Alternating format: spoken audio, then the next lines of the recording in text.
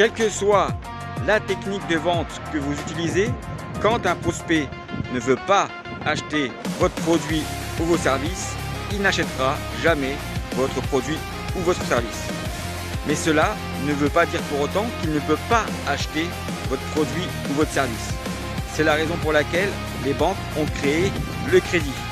Et aussi la raison pour laquelle on parle bien du pouvoir d'achat et non pas du vouloir d'achat. Mais alors, à quoi servent ces fameuses questions de contrôle de négociation commerciale? Cette question, aussi surprenante qu'elle puisse paraître, on me la pose souvent quand les gens ont été formés et ont compris le premier niveau du fonctionnement du cycle d'achat client. Puisque en fait, c'est en comprenant le fonctionnement du cycle d'achat client que vous allez pouvoir commencer à intégrer et comprendre comment l'utiliser dans des processus de vente, on va dire, traditionnels. Effectivement, les questions de contrôle que l'on utilise souvent dans les reformulations sont souvent mal interprétées et comprises par les commerciaux parce que la plupart du temps, ils s'imaginent qu'une question de contrôle à travers une reformulation sont faites pour que eux puissent contrôler que ce qu'ils ont dit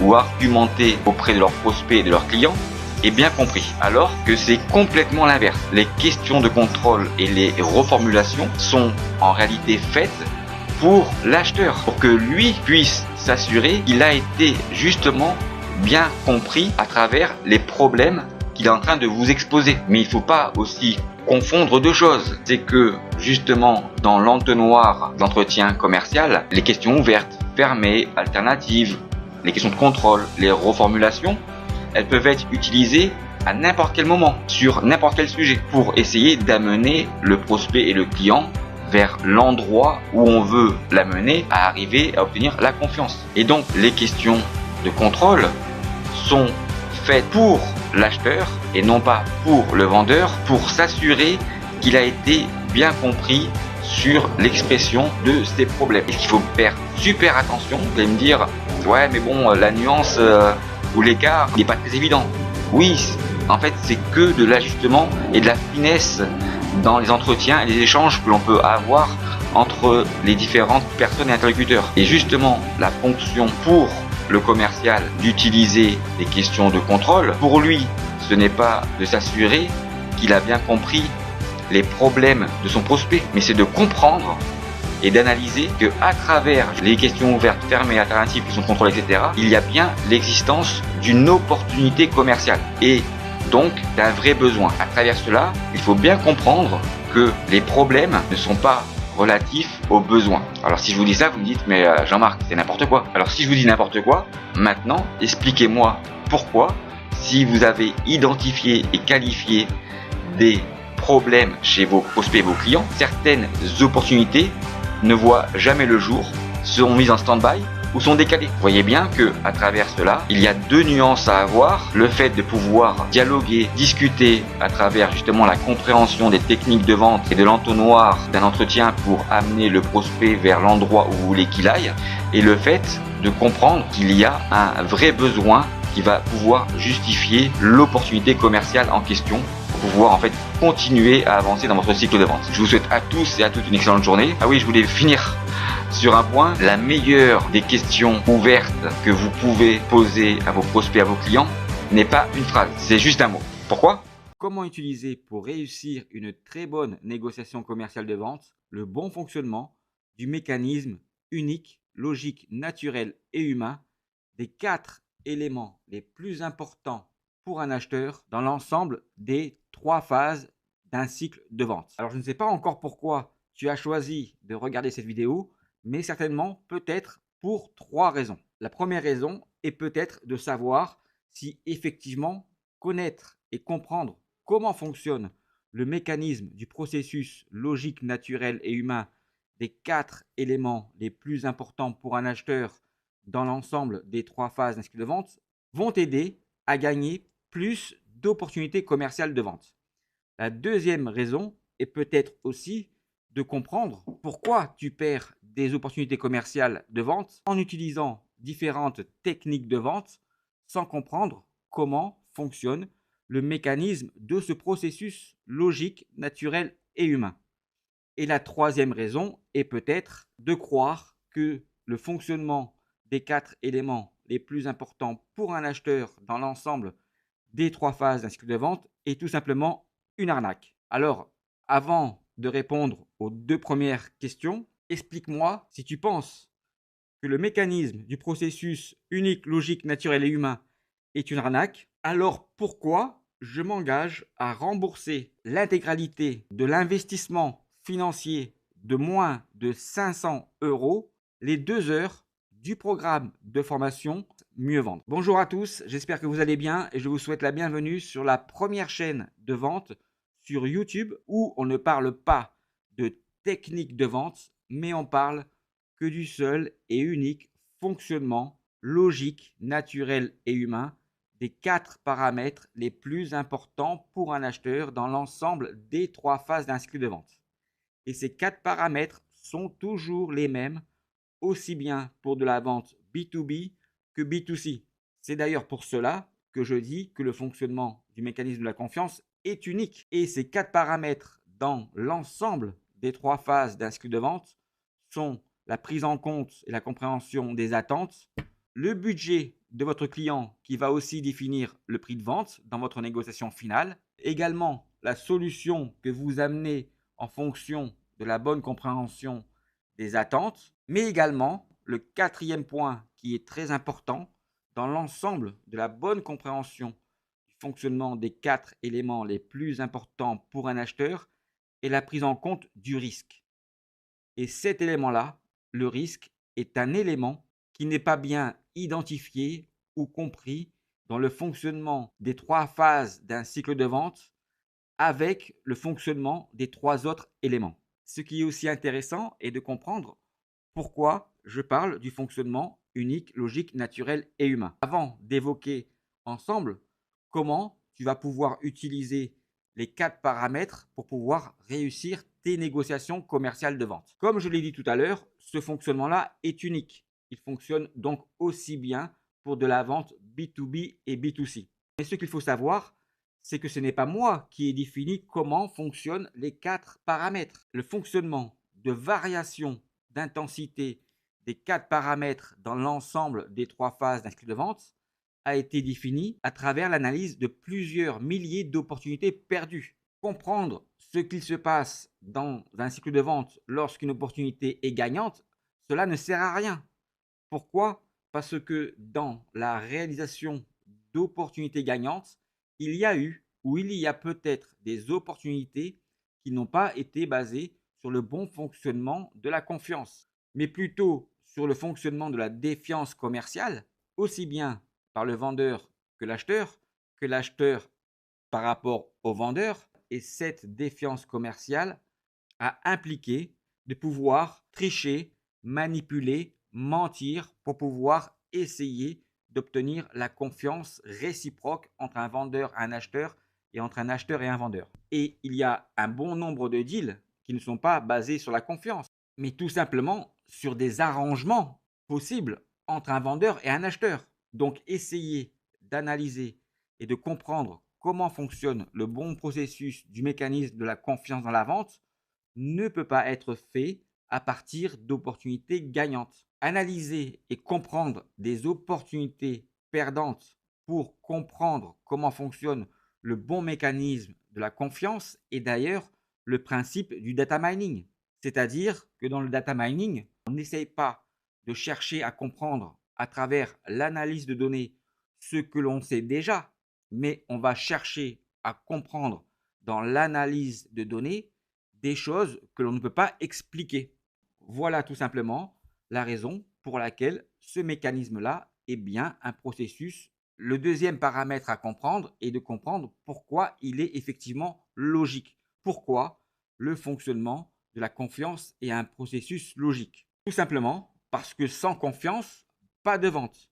Et il n'existe pas différents types de confiance. Il n'existe bien qu'un seul mode de confiance. La confiance est basée exclusivement sur un seul modèle. Et pour que cette confiance puisse fonctionner dans l'ensemble des 3 phases d'un cycle de vente, il faut absolument que les 4 éléments puissent fonctionner ensemble dans chacune des 3 phases d'un cycle de vente, la phase de découverte, la phase de démonstration et la phase de conclusion, surtout dans l'ensemble de la durée d'un cycle de vente. Troisième élément, pourquoi c'est un fonctionnement naturel? Puisque si on réfléchit bien justement à la vente, c'est quoi la vente? Et quel est le mécanisme de la confiance dans la vente? La vente n'existe que par rapport à une seule chose de différent par rapport à une notion de troc. Le troc est bien l'échange ou la définition du mécanisme d'un processus de la confiance que doivent élaborer un vendeur et un acheteur, que doivent mettre en place les deux parties pour pouvoir se mettre d'accord à travers l'échange d'un produit ou d'un service. Mais ce sont les deux parties, le vendeur et l'acheteur ou les vendeurs, qui vont définir la valeur de cette confiance à travers la valeur qu'ils estiment pouvoir être la bonne pour se mettre d'accord. Et donc, le seul élément différenciateur qui rentre en ligne de compte n'est rien d'autre que l'argent pour pouvoir réussir une vente, car une vente n'est rien d'autre que l'échange d'un produit ou d'un service contre de l'argent. Et il est là le problème, c'est que la valeur de l'argent n'a pas la même valeur marchande, humaine, pour tout le monde, en fonction justement de l'argent que vous avez ou pas, en fonction de la difficulté ou pas que vous avez eu pour gagner cet argent, et même en fonction de certaines valeurs morales ou religieuses. Baguette de pain, la même baguette de pain qui coûte par exemple 1 euro, 1,20 € n'a pas la même valeur financière pour un smicard ou un milliardaire. Les deux peuvent acheter, vont bien manger la même baguette de pain. C'est donc aussi la raison pour laquelle le fonctionnement du mécanisme de la confiance est quelque chose d'humain. Ce n'est pas quelque chose d'artificiel. Et on n'a pas attendu l'émergence de l'intelligence artificielle pour pouvoir comprendre comment fonctionne le mécanisme de la confiance dans la vente. Et je suis sûr et certain que si tu t'intéresses vraiment au fonctionnement de ces 4 éléments dans l'ensemble des 3 phases d'un cycle de vente, que tu comprendras qu'il est beaucoup plus intéressant et beaucoup plus enrichissant plutôt qu'essayer d'interpréter des techniques de vente dans lesquelles on n'explique jamais comment fonctionne ce bon processus. Et dans ce bon processus du fonctionnement de la confiance, il n'y a rien de technique. Il n'y a absolument rien de technique. Ce n'est que du bon sens et de la logique. Alors moi, je n'invente absolument rien sur le sujet et tu n'es surtout pas obligé de me croire. Mais maintenant, si tu ne me crois pas, explique-moi aussi pourquoi un prospect te dit toujours, quelle que soit la phase dans laquelle tu es dans ton cycle de vente, au revoir et merci quand tu perds une opportunité commerciale de vente. Et malgré ce que tu penses, j'ai réalisé plus de 2000 analyses en ligne de cette connaissance-là, fait des conférences, fait des formations commerciales et je sais que plus de 90% des gens ne savent pas comment ce mécanisme-là fonctionne. Et ce qui est plus incroyable que cela est que aucune personne, vraiment aucune personne, n'a jamais pu remettre en cause le bon fonctionnement unique, logique, naturel et humain des 4 paramètres les plus importants dans les 3 phases d'un cycle de vente pour pouvoir obtenir la confiance d'un client. Alors maintenant, comment tu vas pouvoir utiliser le bon fonctionnement des 4 paramètres les plus importants pour un acheteur dans l'ensemble des 3 phases de ton cycle de vente pour pouvoir gagner tes opportunités commerciales de vente. La première chose qu'il faut bien comprendre lorsque tu vas utiliser le fonctionnement du mécanisme des 4 éléments les plus importants pour un acheteur va d'abord te servir à comprendre si tu peux faire confiance à ton client pour qu'il puisse acheter ton produit ou ton service et non pas l'inverse. Et c'est d'ailleurs la raison principale pour laquelle beaucoup de personnes pensent que ce mécanisme-là peut être une arnaque, car tous ces vendeurs, ces managers, ces conférenciers ne se mettent pas à la place d'un acheteur, mais ils réfléchissent comme des vendeurs à la place d'un acheteur. Voilà l'erreur principale que font beaucoup de personnes pour essayer de comprendre réellement comment fonctionne ce bon mécanisme. Et pour comprendre également comment fonctionnent les 4 paramètres, il y a 2 choses très importantes à comprendre. La première chose, cela va peut-être te faire sourire, et qu'il faut d'abord, pour pouvoir gagner une opportunité commerciale, savoir identifier ce qu'est une vraie opportunité commerciale de vente. Et la deuxième chose est justement de faire confiance au mécanisme du processus de la confiance pour pouvoir gagner tes opportunités commerciales de vente. Alors si tu veux connaître comment évoluent les 4 paramètres les plus importants pour un acheteur dans les 3 phases d'un cycle de vente, tu peux aussi retrouver cela dans mon livre Vendeur de tapis pour également découvrir la fameuse phrase magique de la vente. Et dans mon livre, il y a bien le schéma fonctionnel de l'évolution des 4 éléments les plus importants dans chacune des 3 phases d'un cycle de vente. Je comprends que c'est peut-être un peu long, mais c'est très important pour pouvoir comprendre la suite. Pourquoi? Parce qu'en fait, les 4 éléments vont varier en termes d'intensité dans l'ensemble des 3 phases d'un cycle de vente. Et dans la construction d'un cycle de vente, pour pouvoir obtenir la confiance d'un client en contrôlant quelle confiance tu peux avoir en ton client pour qu'il puisse acheter, tu comprendras qu'il y a toujours dans la phase de découverte 2 éléments qui sont très importants pour l'acheteur et 2 éléments qui sont un peu moins importants pour un acheteur au début d'un cycle de vente doivent exactement être à ce niveau-là. Si un des deux ou les 2 éléments les moins importants pour un acheteur dans la phase de découverte ne sont pas au plus bas en termes d'importance, cela veut dire qu'il y a un problème avec les 2 autres. Et ce qui est important pour que la confiance puisse exister, pour pouvoir réaliser une vente, il faut absolument que un des 2 éléments qui étaient au plus haut dans la phase de découverte puisse être au plus haut dans la phase du closing et le deuxième élément qui était au plus haut puisse être au plus bas en termes d'importance pour ton acheteur. Et les 2 éléments qui étaient au plus bas en termes d'importance pour un acheteur, il faut absolument que un des 2 qui sont au plus bas en termes d'intensité pour ton acheteur puisse être au plus haut en termes d'intensité pour ton acheteur et que le deuxième élément qui était au plus bas en termes d'intensité et d'importance pour ton acheteur puisse être également au plus bas dans ta phase de closing. C'est comme cela que tu vas pouvoir comprendre comment fonctionne le bon mécanisme de la confiance dans la vente, mais surtout en suivant, en comprenant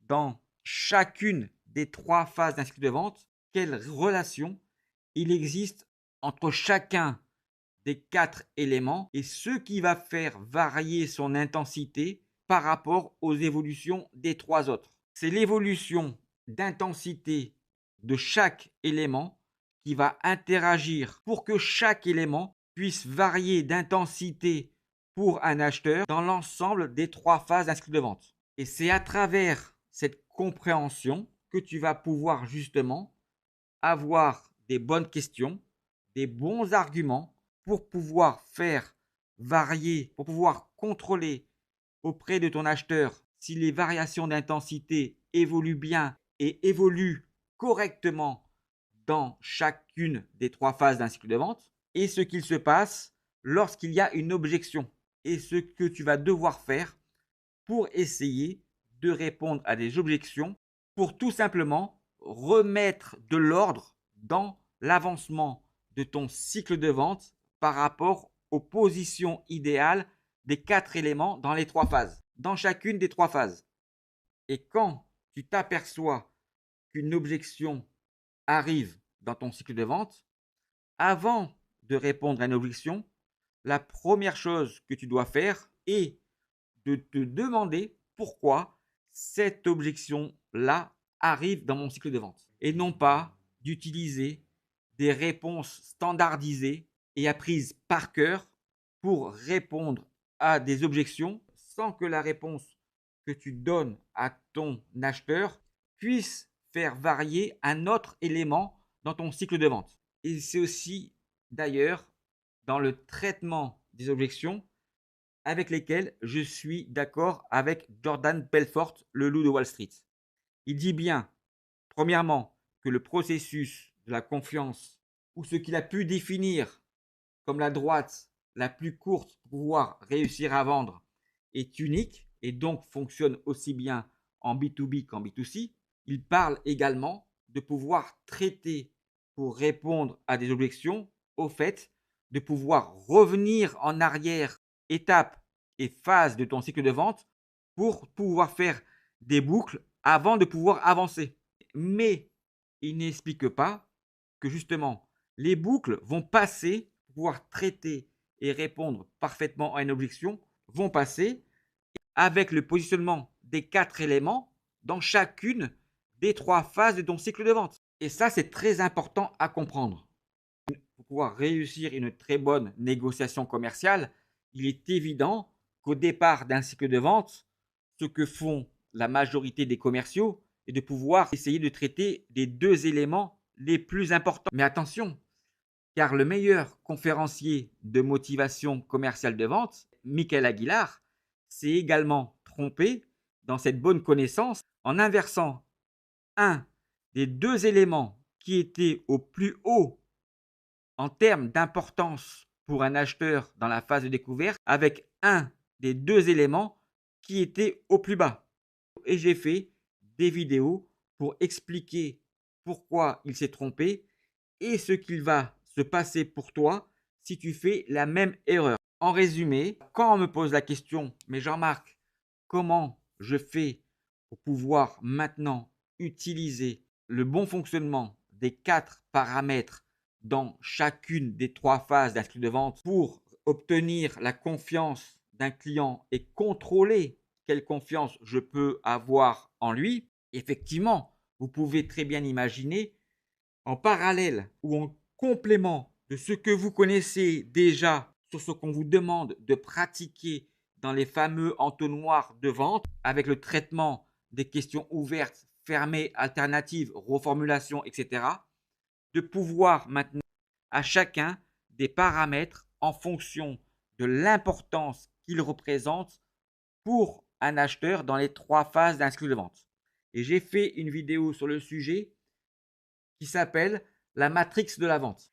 Donc ce qui est important, c'est de comprendre le fonctionnement du mécanisme logique, naturel et humain de la confiance dans la vente, mais qu'en réalité, il n'y a pas de règles, il n'y a pas vraiment de règles pour pouvoir traiter les 4 éléments les uns après les autres pour pouvoir obtenir la confiance d'un client. C'est simplement de comprendre que chaque élément s'influence les uns par rapport aux autres et que lorsqu'il y a des écarts et que le rôle du vendeur est d'arriver à travers ces questions et les réponses qu'il va obtenir de la part de son acheteur, de contrôler en permanence l'écart de situation, un écart de situation entre chaque position idéale de chaque élément dans chacune des 3 phases d'inscrit de vente. Maintenant, ce qui est important de comprendre, c'est comment fonctionne le mécanisme unique, logique, naturel et humain des 4 éléments dans chacune des 3 phases d'un cycle de vente. Maintenant, c'est à toi de choisir si tu préfères comprendre comment fonctionne le vrai mécanisme de la confiance dans la vente ou si tu préfères faire confiance à des personnes qui ne savent pas comment fonctionne ce bon mécanisme et qui vont te dire peut-être que tu as un autre choix que de pouvoir dire merci à tes clients lorsque tu ne perds pas une opportunité commerciale de vente. Alors moi, je vais te dire qu'il est certainement préférable de savoir comment fonctionne le bon mécanisme de la confiance dans la vente pour que tu puisses ne pas avoir un autre choix que celui de pouvoir dire à tes clients si pour votre confiance lorsque tu vas gagner tes deals en utilisant le bon fonctionnement de la vraie confiance dans la vente. À bientôt. Et surtout, que le closing, c'est justement le fait de ne pas donner envie à ton client de ne pas avoir un autre choix que celui de pouvoir te faire confiance.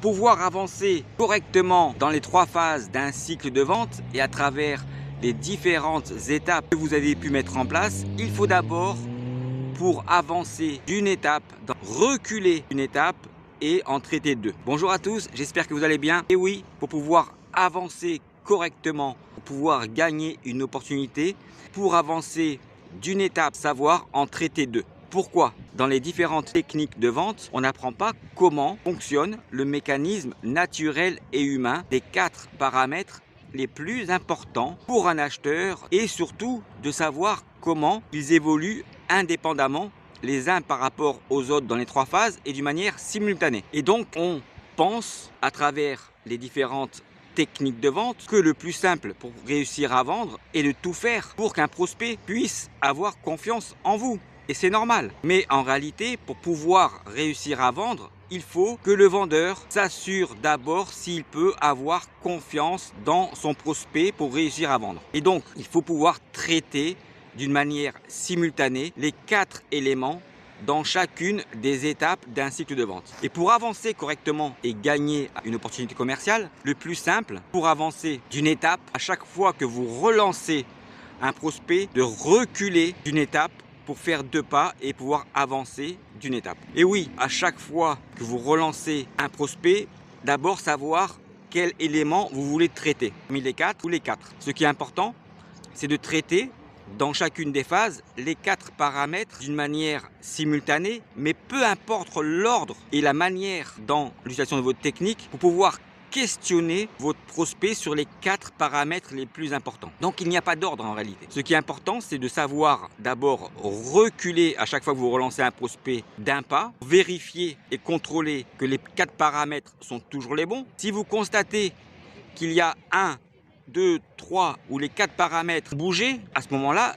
essayez de comprendre et traiter à travers le questionnement que vous allez mettre en place ces 4 paramètres. C'est à ce moment-là qu'on constate et que l'on gère des objections commerciales. Et les objections commerciales ne sont pas quelque chose de négatif. Il faut simplement comprendre si une objection est fondée ou si c'est un paramètre qui est utilisé pour ne pas vous faire confiance. Donc à chaque fois que vous voulez avancer d'une étape, il faut d'abord apprendre à reculer pour contrôler les 4 paramètres. Et si vous constatez qu'il y a un écart, il faut les traiter. Et à ce moment-là, vous pourrez vous remettre en situation d'égalité par rapport à la situation dans laquelle vous étiez auparavant pour pouvoir avancer d'une nouvelle étape dans votre cycle de vente. Et le seul conseil que je peux vous donner par rapport à ça est surtout de ne pas avancer ou de sortir d'une des 3 phases de votre cycle de vente sans avoir traité et être sûr et certain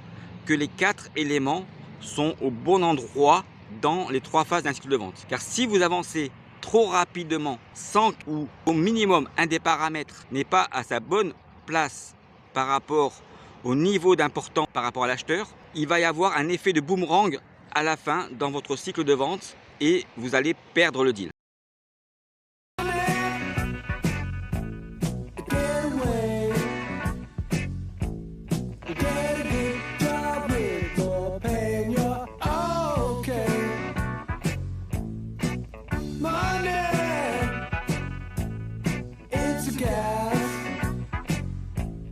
Grab that cash with both hands and make a stash.